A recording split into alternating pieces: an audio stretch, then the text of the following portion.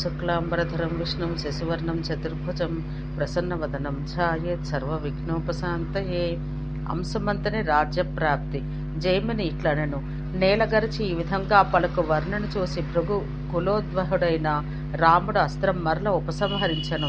అస్త్రాన్ని ఉపసంహరించి ముందు నిలిచి ఉన్న వర్ణుని చూసి రాముడు విగత క్రోధుడై చిరునవ్వు పొలుపు చూపుచూ అతనితో ఇట్లనెను, ఓ సరిత్పతి, ఈ మునీశ్వర్ల పూర్వం గోకర్ణ వాసులు మహేంద్రాద్రియందు నివసించి నన్ను కలుసుకొనిరి. పూర్వం సగరాత్మజుల సముద్రముకై మీదిని తవ్వ ఆ సముద్రోదక మందు ఋషిసేవితమైన గోకర్ణ క్షేత్రం నిమగ్నమైంది. దాన్ని తిరిగి పొందుటకు తత్తీర్థవాసులైన మునులు నన్ను చేరిరి. తత్క్షేత్రం శివునికి ప్రియమైనది.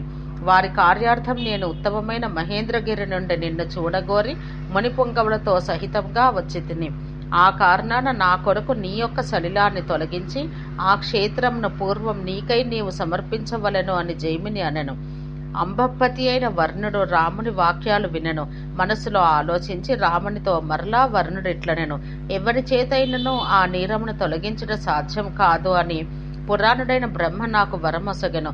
కానీ నీ తేజస్సుచే నేను సహజమైన ధూర్యంను విడనాడి కాతరుడనైతిని, నీ వశంను పొందితిని. ఓ క్షత్రియ కులాంతక, ఆ కార్యం నేను చేయక ఎట్లుండగలను? నీవు ఈ ఋషీశ్వర్ల కొరకే కార్యం అర్థింప కాదనగలనే. అందుకే నీ హృదయాన్ని యావత్ ప్రమాణము నీవు ఎంతకాలం అంత పట్టు నా ఈ నీరము నా భూమిపై నుండి తొలగించెదను.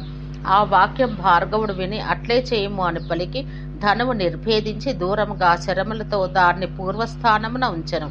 తత్క్షేత్రం యొక్క ఎల్లలను మనసా నిర్ణయించుకుని దాన్ని నిరూపించదలిచి శృవమును సముద్రమును పారవైవ చేపట్టెను. రాముని ప్రసన్నచేతసని గతరోషునిగా ఎంచి వర్ణుడు అంతర్హితుడయ్యను. సముద్రుడు అంతర్హితుడు కాగా రాముడు ఉత్తరాభిముఖుడై నిలిచెను. ఆ శృవమును వేగంగా తిప్పి సముద్రంలోకి విసిరెను. సముద్రంలోనికి విసిరబడ్డ ఆ శృవం సముద్రంలో ఉత్తర పశ్చిమంగా 200 యోజనములు వెడలి పడిపోయెను. ఆ తీర్థము శూర్పారకమను నామం వహించెను. సర్వపాప విమోచనము సముద్ర తీరమున అయ్యది త్రిలోకములందు ప్రఖ్యాతము. రాముని కరం నుండి చ్యుతమైన శృవం పడిన చోట ఆ పవిత్ర తీర్థం రాముని విక్రమమును సూచించును. రామునిచే ఎచ్చట భూమి సృజించబడెనో అది శూర్పారకముగా ప్రతిష్ఠితం. అయ్యది 3 లోకములయందు ప్రఖ్యాతం. అందుండి సముద్రుడు తన నీరములను ఉత్సారించెను. ఆ స్థలమును రామునికి ఒసగి సముద్రుడు వినమ్రుడై నిలిచెను. అనతిక్రాంత మర్యాదుడు అయిన రాముడు సముద్రుని తాను చేసిన నిర్ణయానికి లోబడి ఉండజేసెను.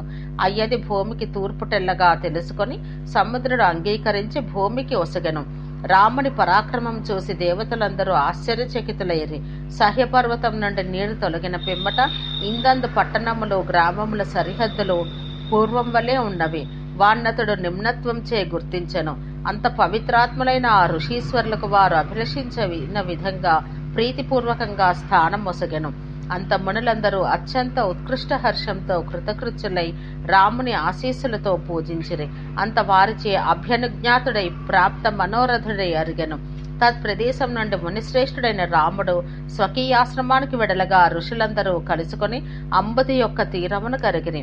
ప్రయత్నపూర్వకంగా ఆ ప్రదేశం అంతటినీ సంచరించి భూమి సముద్రమందు స్థిరంగా ఉండుటకు కనుగొను కారణము అయినది నిత్యమగుట సర్వదేవత అధిష్టానమగుట అయ్యది త్రవ్వబడి సముద్రంలో పడియు నష్టమైనను చిరకాలం అంతర్జలాలలో ఉన్నను పాడైపోలేదు. ఇయ్యది రుద్ర ప్రభావంన విప్లవాన్ని నాశనం పొందలేదు. నీరు విస్తృతమై ఆ క్షేత్రం పూర్వం వలె ఉండెను. ఓ రాజా, ఇదంతా దేవతా సామర్థ్యం. దానికి కారణం ఊహించలేం. ఈ విధంగా ఓ రాజా, సముద్రం నుండి భూమి మరలా రామునిచే సృష్టించబడింది. దక్షిణోత్తరముగా అది 4 యోజనాల విస్తీర్ణం కలది. ఇప్పటికి సముద్రుడు సీమను అతిక్రమింపడు. రాముడు వింటిని ఉపయోగించలేదు. అది సజ్జీకృతం మాత్రమే. రాముని ప్రభావం అట్టిది. సగరపుత్రుల భరతఖండాన్ని సముద్రంలో కలిపిరి. తన్మూలమున సముద్రం 1000 యోజనములు విస్తరించెను. సముద్రం వృద్ధి పొందెను. మరల రాముడు 600 యోజనాల విస్తీర్ణమైన వసుంధరను సృష్టించెను. సగరసుతులు సముద్రాన్ని వృద్ధి పొందించడం వలన అప్పటి నుండి అయ్యది సాగరనామం పొందెను. కార్తవీర్యుని యొక్క రాముని యొక్క సగర మహీపతి యొక్క చరిత్రం నాచే చెప్పబడింది. ఓం శాంతి శాంతి శాంతి.